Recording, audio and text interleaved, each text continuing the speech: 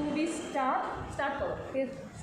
So we start this class, which is about the viscera of the abdomen. So here we started first with the stomach. So once we are in the stomach, the point one which we need to highlight is the anatomical position. So if this is anatomical position, you can see that I am holding it on my left palm in a position that, see, this end has been bound with a ligature, which means this was the esophageal end or the cardiac end of the stomach. If this is the esophageal end, we have actually tied, and we are trying to prove that this is a remnant of the esophagus, abdominal part, and this is actually making an exit to the esophageal opening of the diaphragm. So this is the cardiac end of the stomach. So whatever is resting on my palm, this is the posterior-inferior surface. This is the antero-superior surface. So if we summarize surfaces and borders, we will say antero-superior surface is what you can see here. Posterior-inferior surface is whatever is resting on my palm. Then we have a lesser curvature. We see it's hanging, because we'll come to the parts, we'll come to the pylorus just now. This is lesser curvature from the cardiac end to the pyloric end. We have a greater curvature, which is again the longer line stretching from the esophageal end, or rather the cardiac end. This is the greater curvature. Again, it is touching the pylorus. So we have the longer greater curvature and the shorter lesser curvature. Surfaces anterior superior, I repeat, with the posterior inferior. Now we come to parts. Now if these are the parts, we can see that this is cardiac end. Already I have told you. See, we've drawn an imaginary line like this as my palm goes. This is making a demarcation till the greater curvature from the cardiac end. So this part denotes the fundus of the stomach. This fundus will be optionally filled up with air unless and until the stomach is full. So this is fundus. Now after that, this is the body of the stomach. Body. How much will be the body? You can see an angle, because I am holding it in dependent position. You can see this angle. This is written in the book as incisura angularis. It's an acute angle. So we can draw a line, as my palm suggests, from here till the greater curvature. So that line will denote this part which is above. This is the body of the stomach. So whatever part is hanging below my palm here, this part will indicate the pylorus. Now if this is pylorus, once we open the stomach, we see there is a cavity called the pyloric antrum, which will lead to pyloric canal, and this thickening, which is obvious as my finger suggests, there is a thickening of circular muscle, so that makes the pyloric sphincter. So just to repeat, we have drawn one line, imaginary line. So this is my palm from the cardiac end to the lesser curvature. So that makes the part above called fundus. From here again another imaginary line from this acute angle touching the greater curvature from lesser to greater again. This line in between, so this is the body of the stomach. Again I go below, this is hanging just beneath my palm, below my palm. So this is the expanded part, which is the pylorus, pyloric antrum, which will lead to pyloric canal, and we are getting a thickening of circular muscle. As you can see, I am palpating with my fingers, so that will make the pyloric canal to pyloric sphincter. So that is thickening of circular muscle at this region. So these are the presenting parts which should be asked in the exam. So we have said borders, surfaces, presenting parts. There are two openings. One is the cardiac end. Here it is the esophageal opening or the gastroesophageal junction. And here we are getting another opening, that is the pyloric opening.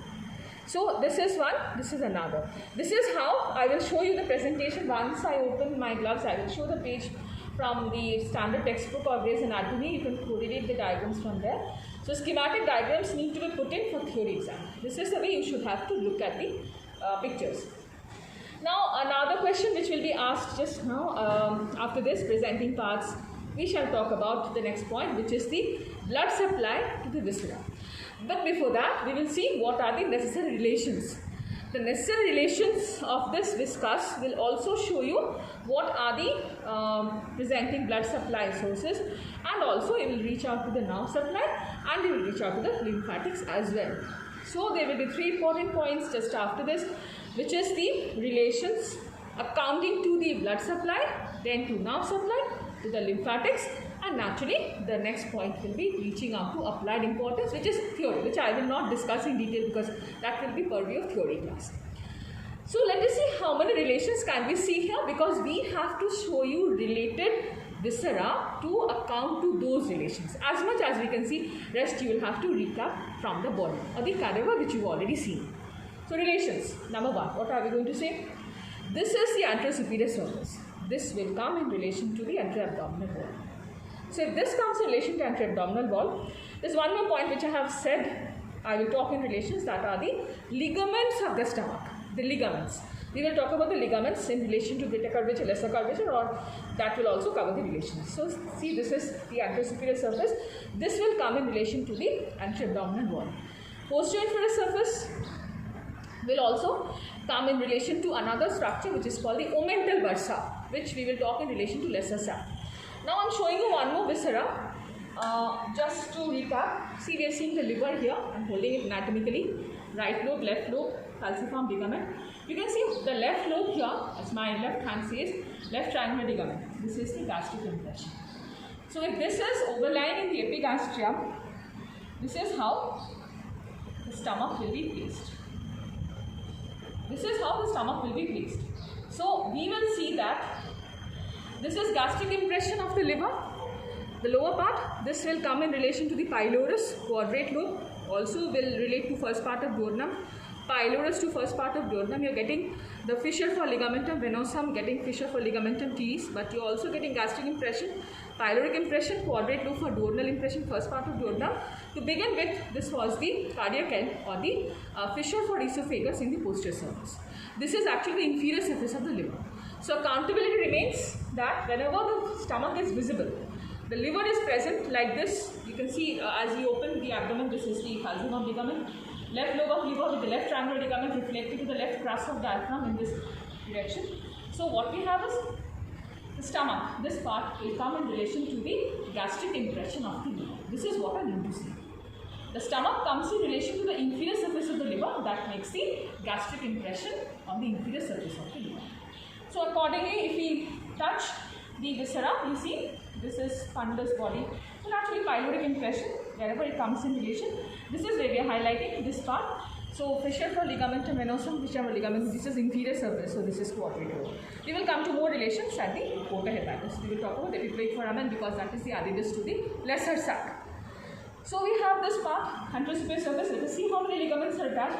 Since I said this is left crus of diaphragm reflect, this is the left triangular ligament. From here we will have one reflection close to cardiac end, that is the gastrophrenic ligament. Number one, ligament, if you touch the ligaments, number one, gastrophrenic ligament. Number two, from greater curvature, if you go on tracing it, something which will be hanging, this folds, as you've seen in the cadaver. These are the parts of the greater omentum. So we will relate those again with the blood supply, because these will contain the blood supply to stomach. So this is the greater omentum. After the greater omentum, see, touching actually the greater curvature, we will come to the lesser curvature. But yes, of course, we have the gastrosplenic ligament, the upper part of it. Gastrophrenic ligament is a continuation of the greater omentum because we have third, fourth layers of the greater omentum, first two and third, fourth, because they will constitute the boundary of greater sac. So we have gastrosplenic ligament as a continuation that will become third, fourth layers of the lienorenal ligament as we reach the tail of the pancreas into the hilum of the spleen. So that will complete the boundary of the greater sac. So again, gastrophrenic ligament, gastrosplenic ligament, this is the upper part of the greater omentum which will carry the omental vessels or epiploic vessels that will continue till here. Till the lesser curvature we have another part, that is the lesser omentum.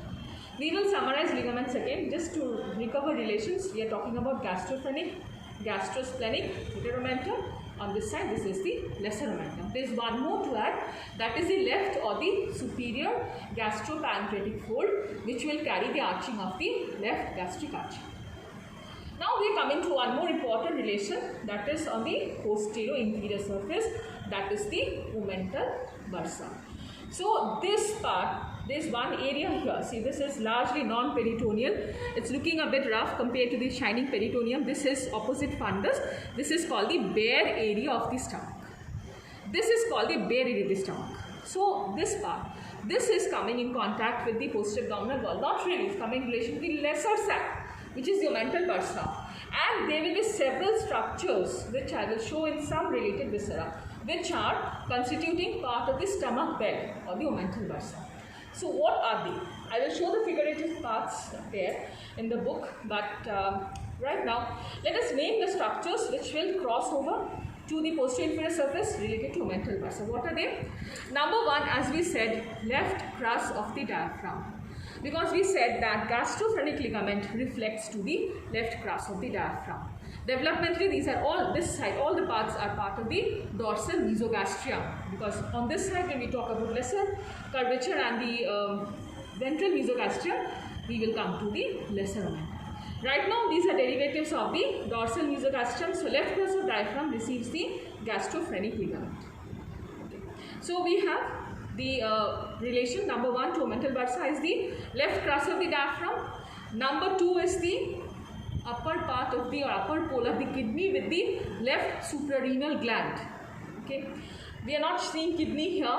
Then spleen is outside the purview of the omental bursa, but we have the splenic artery, which is tortuous on the upper border of the pancreas, reaching out to hilum of spleen. So that also crosses here. Splenic artery is the left side. So left suprarenal gland on the upper pole of left kidney, tortuous splenic artery reaching out to hilum of the spleen.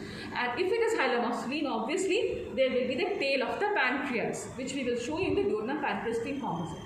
So tail of the pancreas in the lanorenal ligament, that is at the hilum of the spleen, but needless to say that the spleen is outside the omental bursa. The splenic vessels are included because they are in the tail of the pancreas relation in the linorenal ligament, that is at the hilum of the spleen. Next will come the transverse mesocolon, which is on the anterior border of the pancreas. Transverse mesocolon and the left colic flexor. Spleen is outside, so also is a phrenicocholic ligament. But we have the transverse mesocolon on the anterior border of the pancreas, and we have the left colic flexor. So if we add up these, I will have to show you, this is the relation of the omental bursa. So what it is resting on? So we will have to see the duodenum, pancreas and spleen. Just to focus on this, we are holding the spleen anatomically, keeping the axis as the 10th rib. So we are, this is posterior surface of spleen, you can see the splenic vessels. I'm just turning it. So see, this is actually the anterior border. You see the anterior border, we have actually cut, you can see this is the cut end of the splenic artery. Okay, so this is actually, see, it is tortuous, it is passing on the upper border of the pancreas. I'm twisting the pancreas so that you understand the anterior border. I'm holding the, actually I'm holding the duodenum with the head of the pancreas here, and I think better do it this way, because we actually ligated the duodenum. We're actually hanging the superior mesenteric vessels below the unseenate process. So we have this part of duodenum, it's actually on my hand. So what you can see here? What you can see here is completely focused. See, number one, to understand relations, you have to see that the spleen is outside the purview of the omental bursa. So that means the spleen has an axis of 10th rib, but you can see the tortuous splenic artery. This is tail of the pancreas close to hilum of the spleen. So we have enclosed the lanorenal ligament. Tortuous splenic artery is this. This is the tortuous splenic artery. So if it goes this way, we have the anterior border. This is anterior border twisted, onto which is the attachment of the transverse mesocolon. Now if we have, this is the colic impression of the spleen, this will actually reach out to here. This, my finger points to the phrenicocholic ligament, and this will reach out to left colic flexor. So how many relations have we summarized for omental bursa? Number one, tortuous splenic artery, tail of the pancreas at the hilum of the spleen, that is in the linorenal ligament, and we have also seen the anterior border, which is attaching the transverse mesocolon. So one, splenic artery. Number two, transverse mesocolon, anterior border of the pancreas. The body and tail of the pancreas definitely. So that is in the linorenal ligament, and of course we have pointed out to colic impression. That means this is the left colic flexor. This is our relation. But keep in mind that axis of 10th rib being like this, the spleen is outside the purview of the omental bursa. So that makes suprarenal impression. I will not be able to show because it's not here. The left kidney is at this level. So upper pole of left kidney, left suprarenal gland is here, and the left crus of diaphragm is on this side, because we have phrenicocholic ligament again covering the spleen like a shelf and reflecting to left crus of diaphragm. So it is in this direction. So that completes the relation, because these are actually the posterior abdominal walls, not spleen, pancreas and the duodenum.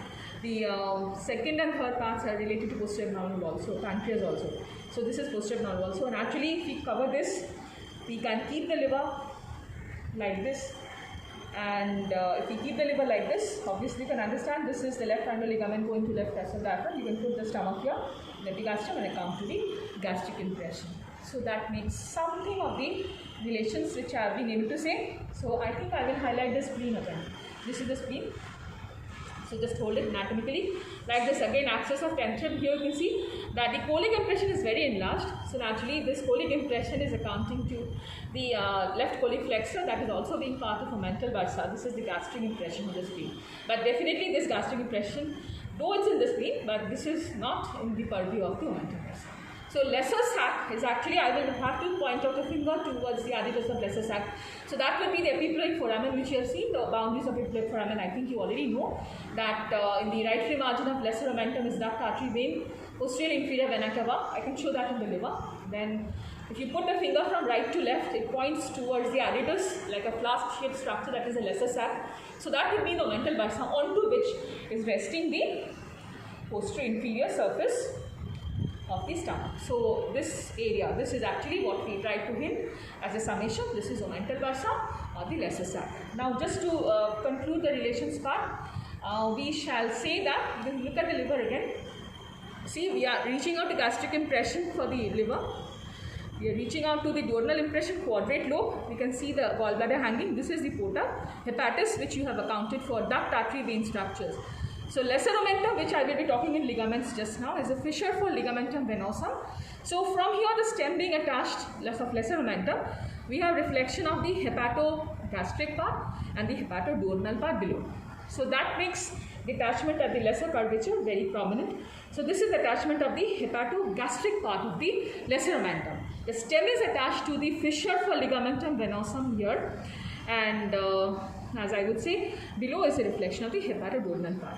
This is right free margin of lesser omentum because you can see duct artery vein structures are here. You can see duct, artery and vein, all the three structures in portal vein. Duct means the common, hepatic duct. You can see the hepatic duct joining with cystic duct, and this is the artery, the branch of common hepatic artery. This is entering, this is porta hepatis. Structures remaining in right free margin of lesser omentum. So here is the inferior vena cava fissure, because you know that this fissure means the inferior vena cava is directed posteriorly. This is the anatomical position of the liver. So that makes it's obvious that if you are putting the finger from right to left, as my hand shows, that it is leading to the aditus, to the lesser sac, or that is where the omental bursa is actually located.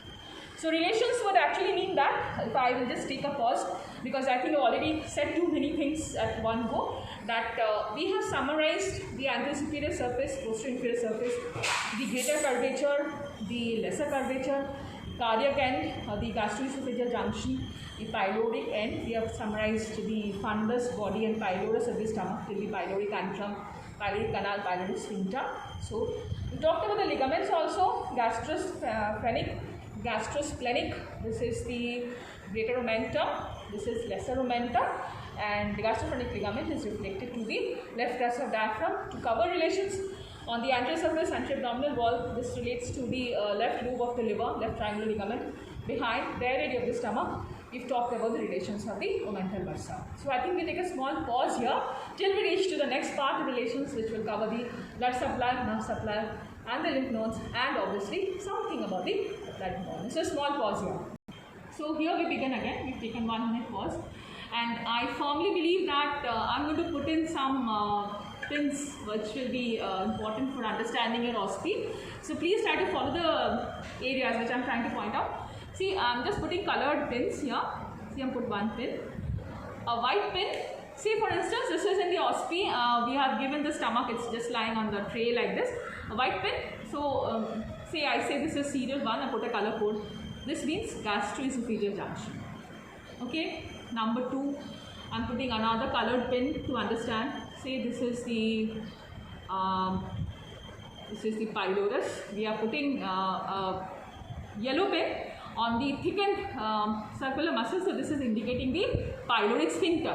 It's very obvious that I put a yellow pin on the thickening. So serial number 2, that means you have to write pyloric sphincter. So maybe another question to add, name the blood supply, or here, name the blood supply, like that. That is a question related to that. See, I put another pin here. Say this is a pin on the lesser curvature. It's a red pin I'm putting here. See, this red pin means I put a pin on the lesser curvature. You will be asked a question, name the blood supply. So we'll talk about the right and left gastric arteries or the arching of the superior gastropancreatic fold as a relation here. We may even give a question on what is inside. We'll open the stomach. You'll see there is a gastric canal which carries the liquid part of the food which is ingested. So questions like that. So a red pin, number 3, this is lesser curvature. It's just point to point. So we put 3 pins already. Well, I'm just turning the stomach. See, I'm putting another pin just opposite the fundus, a green pin. I'm putting it here. See, this would indicate a pin on, if I've turned the stomach, you'll understand the posterior surface. So this is at the bare area. So a 4th pin, a green pin, number 4, that will indicate I'm asking you some relations of the bare area. Or maybe say the last one, a blue colored pin at number 5. This we have put a blue pin, which is the 5th pin. That is indicating another part of the posterior inferior surface. So that would indicate, I would write a question, at least few points on the structures crossing the omental bursa. So see, again I'm holding it anatomically so that you can understand. This is anterior superior surface. 3 pins were there. 1, 2, 3. Posterior inferior surface. 4, 5. Very obvious. So see, number 1, I put a pin on the cardiac end. So that would indicate blood supply, ligament attached, relations, like that questions. Number 2, red pin on the lesser curvature. I'm hanging it anatomically so you can understand very clearly if it's on the tray. Then also that this second pin, the red pin, indicates a question which means blood supply to lesser curvature or maybe the importance of gastric canal. Just a small one-liner question. Third pin, see, I put it on the thickened circular muscle, so that means the yellow pin, number 3, is at the pyloric sphincter. Similar question that you have questions like what the parts of pylorus. Pyloric sphincter is formed by thickening of circular muscle, fill in the blank, or blood supply to the pyloric antrum or sphincter. So that way, circular muscle is not continuous with duodenum. That can also be a important question, that lymphatics are basically not continuous with those of the duodenum because of the thickening of circular muscle. Applied importance, fill in the blanks. So this yellow pin carries these questions. So naturally, when we turn that into surface, just keeping it a reference pin. That see, there are 2 pins. Green pin number 4 indicates the 4th pin, that is putting the pin on the bare area of the stomach. So that would mean opposite the fundus, which area, blood supply, or maybe relations, question like that. And last pin or the 5th pin is a blue pin, which is actually the rest of the posterior inferior surface, and that would naturally mean out to indicating relations of the omental bursa. So that is relations of the structures crossing lesser side. That is the last one. So this is how the OSPE questions would be made. So I will be removing the pins because I would rather point out to the blood supply. Right now the pins may be necessary. So just see, we are talking about the blood supply. So in that process we will refer to the ligaments once again, because the ligaments are basically carrying the blood supply, and at the same time the major arteries are carrying the accompanying lymph nodes. So whenever we have the lines, which are basically, I wouldn't say watershed lines, but basically the lines can be drawn according to the major areas of blood supply, and that would give area 1, 2, 3, that would demarcate the highlights of the lymphatic drainage of the stomach. So we will talk about the arteries and veins, and we will definitely make reference to the ligaments again. So I have already put 3 pins. I am not removing them. Just have a look. I am putting the green pin at the greater curvature because I will be indicating one ligament. See, this is the gastrosplenic ligament here, and you can see the gastrosplenic ligament. I don't have more colors, so I am just actually indicating the next pin, which is a blue pin, on the greater omentum. So that is why, see, I put 5 pins actually. So what are we trying to do? Now I am actually at the cardiac end. The first pin was the white pin. So what am I trying to say with the blood supply? See, this is the white pin, the red pin, and the yellow pin. As we say, this surface is actually the lesser curvature. We already told you this is attaching the hepatogastric part of the lesser omentum. This is how the fissure for ligamentum venosum is on the posterior surface of the liver. So here is the reflection of hepatogastric part is coming here. So this will carry another peritoneal fold, that is the arching of the left or the superior gastropancreatic fold. This will carry the left gastric artery. Left gastric artery, I will refer to pages of the book. I will take one of the small pause and then open my gloves and reach out to the book. So you'll see the references from there. that nothing to get confused, that this will carry the left gastric artery, which is a branch of the celiac trunk, the smallest branch of celiac trunk, and the right gastric artery is a branch of the common hepatic. So we will have right gastric artery and left gastric artery. Left gastric artery arching in the superior gastropancreatic fold, and we will have anastomosis of the right and left gastric arteries to form mucosal feeding arteries around the lesser curvature. Right and left gastric arteries, remember. The next part, see when we are reaching out to greater curvature, that's why I am putting white pin, that see cardiac end. This also is getting more importantly, cardiac end, we will talk about esophagus, we talk about esophageal varices. So white pen is important to understand venous drainage all the more. So right now start the greater curvature here, gastrosplenic ligament marked with green, and then we have another blue pin for the greater omentum.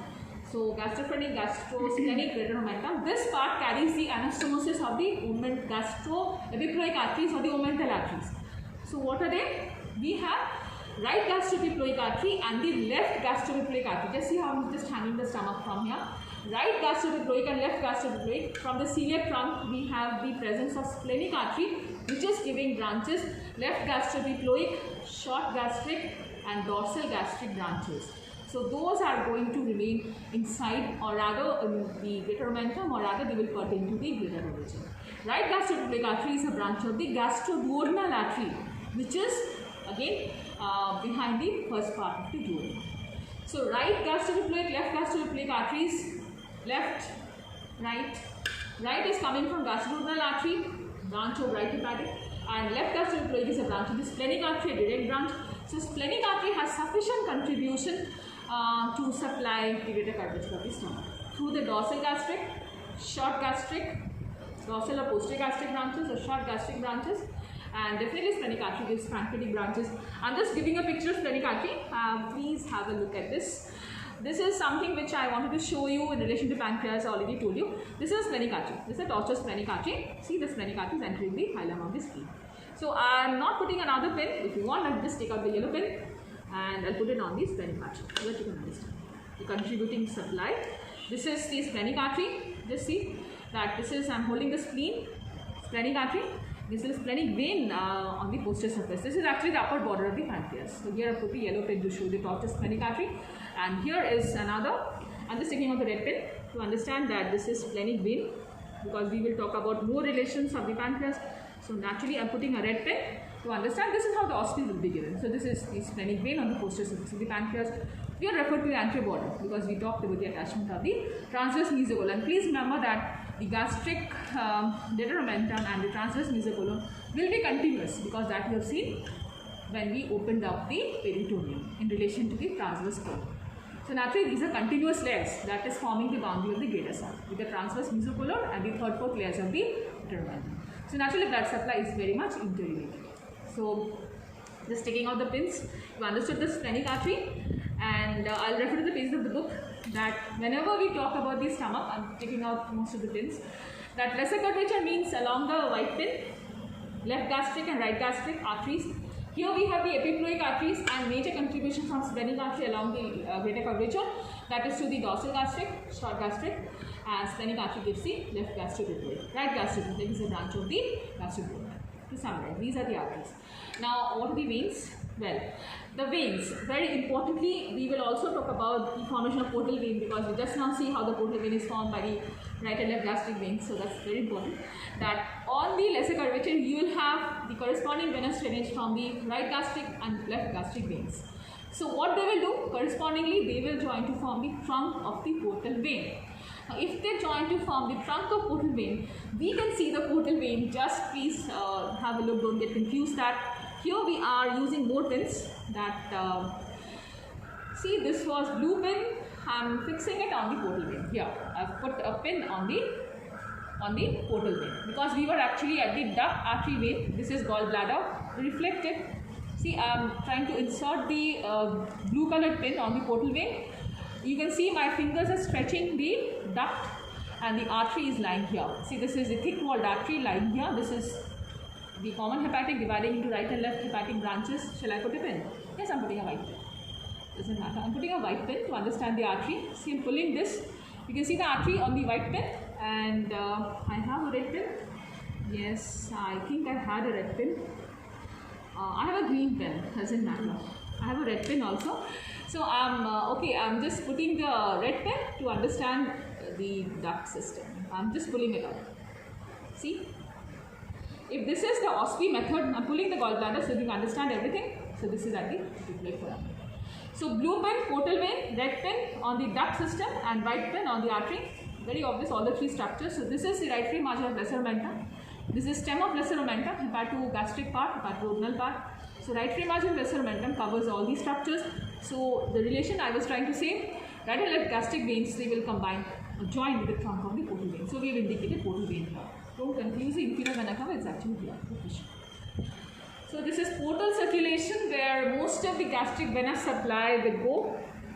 I would rather say that right and left gastric veins are related to the portal venous circulation, trunk of the portal vein. Epiploic veins correspondingly, left gastroepiploic opens into the splenic vein, and right gastroepiploic also does that in the superior mesenteric vein. So did you find the superior mesenteric vessels? Yes, we did. So how did we hold it? I'm just having one pin, two pins here. So I'm just holding this. Have a look, please. Don't get confused. I would say that sometimes we get confused. We have lots of viscera classes. This is a spleen I'm trying to hold. We already had put the pin on the splenic artery. Now we are trying to actually reach out to this. This is the duodenum which has been tied up.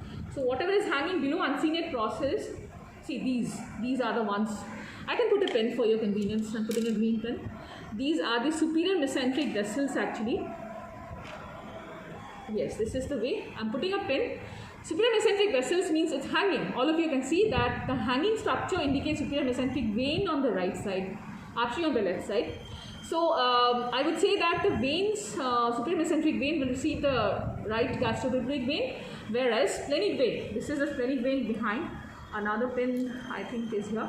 Splenic vein receives the gastroepiploic vein. This is a splenic vein. So I think it's obvious. So I think the yellow pin means the splenic vein. The splenic vein and inferior mesenteric vein will join, and that will drain into the trunk of portal vein. So splenic vein receives the left gastroepiploic vein, and the right is actually drained into the superior mesenteric, which I have put with the green arrow.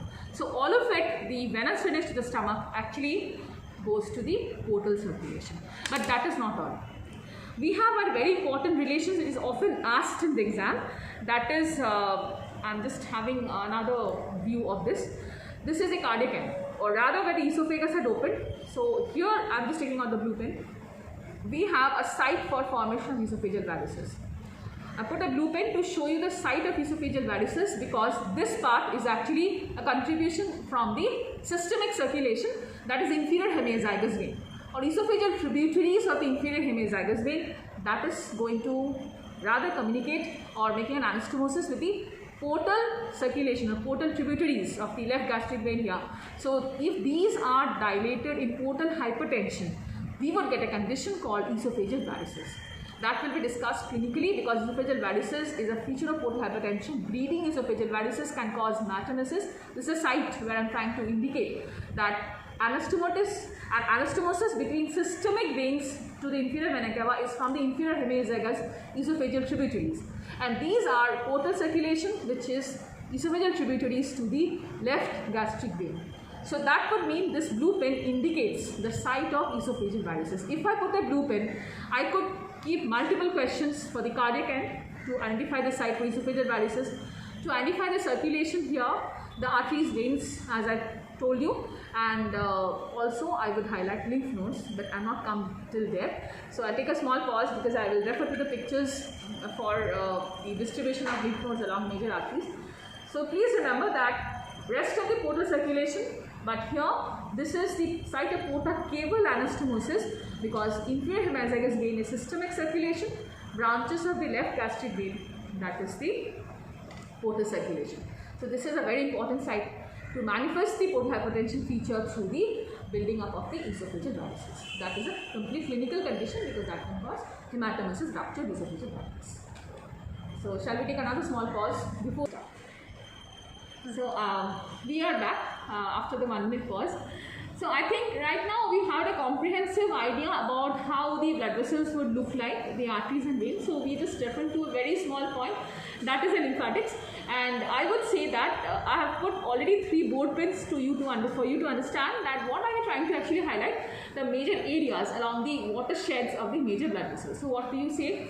See, you have put a line because we already know that we already drawn a line to indicate the fundus. If we take the superior 2/3 as one area, we draw another vertical line till the pylorus, make it left, make it right. So that makes area 1, that makes area 2, that makes area 3. So if we go by this pattern, we have the epiploic vessels or the contribution of splenic artery on this left side. So the left side is actually contributing to the lymph nodes which pertain to the areas distributed around splenic artery. Because this surface gets, or this border gets maximum contribution from splenic artery. This yellow pin is on the towards the lesser curvature, so this gets maximum contribution from the left gastric artery. And here is the celiac trunk, because celiac trunk is dividing into the left gastric, splenic and the common hepatic. So naturally on the upper part we can make area 1, the superior 2/3, that is around the celiac artery. So we find a celiac group of lymph nodes. So if we just make a small summary, that celiac group of lymph nodes are basically the collecting zones where the efferents would break. So I'll show the picture. We have pancreatic group of lymph nodes, hepatic group of lymph nodes. On this side they are the splenic group of lymph nodes. Smaller classifications will be referred to the pictures. Now before I actually open my gloves and talk little bit about lymphatics, because they are theory questions, I will just make a summary of what we have said so far, so that you do not get confused about what has been told in this small session. This is really not very convincing. I can accept that with this method it's basically no eye to eye contact, but I am trying my best to make you understand. You can have your queries also. So what we do is just make a small summary. Removing the arrows would make it convenient. I am just removing the points.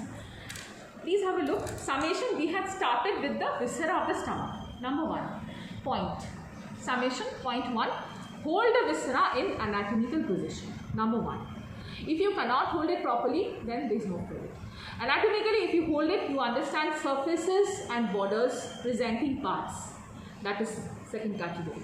Third category, move over to small part of the relations. And relations would be the blood supply, lymphatic supply along with that, and the nerve supply. I will highlight nerve supply just now. So nerve supply. With that, you may have small bits of applied importance. So what I have missed out, or rather not said, is a nerve supply, and there will be another point about the development, which is to be discussed with the development of the foregut. I am not talking about it now. So what are the nerves which will pertain to this area? We all know that in the thorax we have the thoracic part of diaphragm. So there is an opening, that is the I would say esophageal opening of the diaphragm, because you can see the exit of esophagus. So there were right and left vagal trunks. With the rotation of stomach in the anteroposterior plane, they have become anterior vagal trunk and posterior vagal trunk. So nerve supply will be, because it's a viscous, has been classified into sympathetic and parasympathetic. It's a viscous, so we have sympathetic and parasympathetic. Sympathetic ganglia involved will be T5 to T12. These are sympathetic ganglia, and you know there are we have those grey rami and white rami communicanthus to add to this. And parasympathetic is actually from the vagal trunks, the anterior vagal trunk and the posterior vagal trunk, depending on the anterior superior surface and posterior inferior surface. The crow's feet or nerves of Latarjet, these are terms used when they ramify along the lesser curvature, or rather along the posterior inferior surface stomach. So we have a concept called vagotomy, which is truncal vagotomy, selective vagotomy or partial vagotomy. That would indicate how much of nerves are to be dissected to minimize the gastric acid, excessive gastric acid secretion, which is causing peptic ulceration. So that is a theory question. I'm not going to talk about it. What I'm really trying to talk about is the vagal nerve trunks, they're right and left, right and left. With rotation of the stomach, as the stomach rotated in the anteroposterior axis, with the extra rotation, that has become left vagal trunk on anterior superior surface, the right vagal trunk on posterior inferior surface. They have divided to form crow's feet, or rather the nerves of Latarjet. Depending on selective branches of the vagus, this is parasympathetic. We have the truncal vagotomy or selective or highly selective vagotomy. These are clinical conditions to apply to peptic ulceration. And the sympathetic supply would rather come from ganglia, which are T5 to T12. and with that we have this grey and the white rami communicanthus to add up to the sympathetic supply. And you know the preganglionic postband distribution of fibers. We have the Meyntrich and the submucous plexus, the Auerbach's plexus and the Meyntrich plexus. So those two, Meissner's and Meyntrich plexus, those two will be accounted, they're told in histology. It's told in histology details about the gastric glands. So I'm not going to discuss that in detail. That is theory actually. Nerve supply with the gastric glands, gastric secretion. So that is part of the theory. So that concludes your summation. That is, I will just repeat, the cardiac end, pyloric end, lesser curvature, greater curvature, the ligaments which are related to relations. That is the gastrophrenic, gastrosplenic retromentum on the left side. This is the lesser omentum having hepatogastric and hepatoduodenal parts. Then we have the corresponding arteries, as you told, the splenic artery predominance on the left side. This is the left gastric and right gastric on the right side. So naturally the lesser curvature, so arteries and veins with the portaceval anastomosis, that has been already told. I am not going to make it long. Now there is one more point which I need to add, that is I have not shown the cut section of the stomach, which I want to show you. That if you open up the stomach, yes, so just to hold it closer, see this is part of the esophagus. You can see that this is actually, just a minute, I am holding it anatomically with the proper positioning, that let us hold it clearly. This is lesser curvature, I am holding it on my left hand. Obviously see, this is the towards the pyloric antrum, this part. It has been cut along the greater curvature. So this is towards the esophageal end or the cardiac end. This is how I am cutting. The cut end I am just doing it. The idea is to notice the gastric rugae and to see the gastric canal, which is on the inner aspect of the lesser curvature. See all the gastric rugae, this is part of the stomach, this is part of the body, this is part of the pylorus. You can see some circular muscle, it's very thick actually, I can feel it. This is part of the pyloric antrum, but what I need to see is, see this is how, this is the gastric canal which has been highlighted. See I am putting two pins to understand the one yellow pin and one green towards the thickened pyloric muscle. So see, if this I stretch it, you can understand this is a line which is denoting the gastric canal. So if I close it, see this is, I am closing it again. This was the stomach anatomically, this is lesser curvature. So this was the cardiac end, this is pyloric end, this is the greater curvature, this is the curvature. Once I open it, you can see that the two pins are indicative, that I hope it is not open. It's just there. So if I hold it with my two hands, you can see that the yellow to green pin indicates the direction of the gastric canal. So that makes a summary of what we wanted to show, and I think I am opening my gloves because I just refer to the pages of the book for your Gray's Anatomy reference. So that should complete. We have already shown you the entire stomach. This was the entire stomach. I already told you many times. This was the cut stomach I am showing you just now. This was the cut stomach, the reflection I have shown you just now. I have shown you the spleen because I wanted to show the greater, actually this is the diaphragm, this is the visceral surface, this is actually the gastric impression. I wanted to show you the duodenum pancreas spleen composite because I want to show the splenic artery, the splenic vein and the superior mesenteric vessels for portal circulation. So here you can see one more thing I want to show you, is this is the cut end of the portal vein. Talking of portaceval anastomosis, and see this is how the superior mesenteric vein, shall I put a pin? Yes, I have a blue pen. Just to reference the green pen. See, this is the green pen, the blue pen. See, you can see it's very obvious. My hand stretches the blue pen. So, portal vein formation by joining the trunk of splenic vein and the trunk of the superior mesenteric vein. It's extremely obvious that this is the direction of the splenic vein. As my finger shows, I have a yellow pen to highlight even the splenic vein. And here I have put one more pen which I believe I should be having. Yes, I have a green colored pen to indicate the direction of the superior mesenteric vein. So if you stretch it, see the blue pen, formation of portal vein, yellow pen, splenic vein contributing from the posterior surface of pancreas, and this is superior mesenteric vein which I said receive the right gastrocnemic vein. So it's very obvious that the blue pen is actually behind the neck of pancreas, so this is formation of portal vein. So that concludes. I think I have been able to show a few viscera with important relations, and these are very conclusive that this is the way the OSPE exam will be handled. So a small pause till we go to the theory. Back after the pause, and I think I've opened my gloves to highlight what the questions would look like. The questions of OSPE have already been highlighted with the viscera, just giving a small idea how the clinical problems or the orientation of the short answer types would be. So here we are. Beginning at the abdomen, page number 464, we are having a allotment of questions which you can see with the learning objectives. These are the organs. A set induction shows a case scenario of the cancer of the stomach. This is Gray's Anatomy for students. So naturally, you can see the questions have been given. Recall facts, smaller learning objectives for short answer, and actually evaluation of the diagrams have been given as very short answer type. Problem solving cases. You can look at this page 464. The diagram at 4.59 shows the esophagus, abdominal part of the esophagus which is entering into the cardiac end of stomach. This picture is very conclusive because that you will find in the posterior thoracic wall and posterior abdominal wall with the diaphragm. This is picture 4.59. Need to identify, and the theory is given here, what we've been talking about. So here is the lymphatic drainage of the stomach, which you can find at 466 page, pages A, this is 466 page, diagrams A, B, C, clearly conclusive of the blood supply and lymphatic drainage, what we have been talking about, including the veins.